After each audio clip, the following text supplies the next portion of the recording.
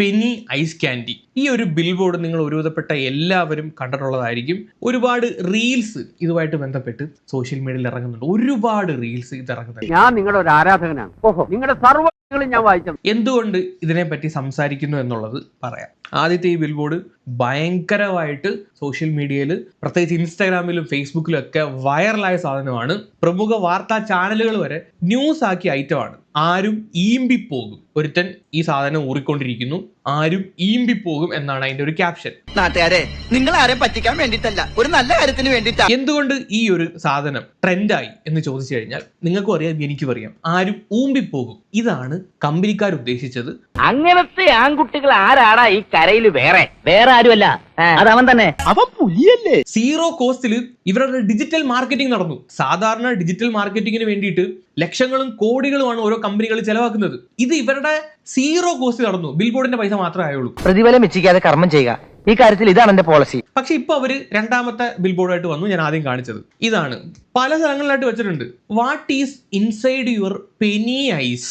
Penny eyes, penny eyes. Okay, പെനിയുടെ അപ്പുറത്ത് ഒരു എസ് കൂടെ ചേർത്ത് കഴിഞ്ഞാൽ അവന്മാർ ഉദ്ദേശിച്ചത് എന്താണെന്ന് കിട്ടും. ഡേർട്ടി മൈൻഡ് ആണെന്ന് കരുതിക്കോ, അത് തന്നെയാണ് അവന്മാർ ഉദ്ദേശിച്ചത്. കണ്ടിടത്തോളം കണ്ണു തള്ളിയോ? സാറ് വളരെ വ്യത്യസ്തനായ ഒരു അതിന്റെ തൊട്ട് താഴെ എഴുതി വെച്ചിരിക്കുന്നു പാലും ബട്ടറും. ഓക്കെ, ഒന്ന് ഇരുത്തി ആലോചിച്ച് കഴിഞ്ഞാൽ എന്താണ് കവി, ഈ പടച്ചു വിട്ടവൻ, ഈ ബിൽ ബോർഡ് പടച്ചു വിട്ടവൻ ഉദ്ദേശിച്ചത് എന്താന്ന് വെച്ച് കഴിഞ്ഞാൽ മനസ്സിലാവും. ഡബിൾ മീനിങ്, പക്കാ ഡബിൾ മീനിങ് തന്നെ. എന്റെ കൈ തരിച്ചു വരണ്ട്. ഇവനൊക്കെ എവിടെ നിന്ന് വരുന്നതാ?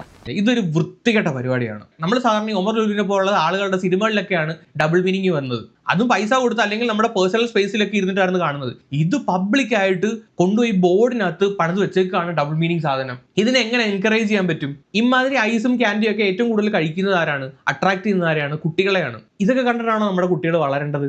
ഇമാതിരി പരസ്യം കണ്ടിട്ടാണോ? താൻ വെറും തറയാവരുത്. ബൈബിളിനകത്തുനിന്ന് ഒരു പേരിനകത്ത് നിന്ന് എടുത്ത പേരാണ് ഈ പെനി എന്ന് പറയുന്നത്. എന്നിട്ട് നിങ്ങൾ ഇപ്പൊ നിങ്ങളുടെ ആഡിനകത്ത് കാണിച്ചുകൊണ്ടിരിക്കുന്നത് ഈ ബൈബിളിനെ കൂടെ പറയിപ്പിക്കുന്ന തരത്തിലുള്ള പരിപാടിയാണ്.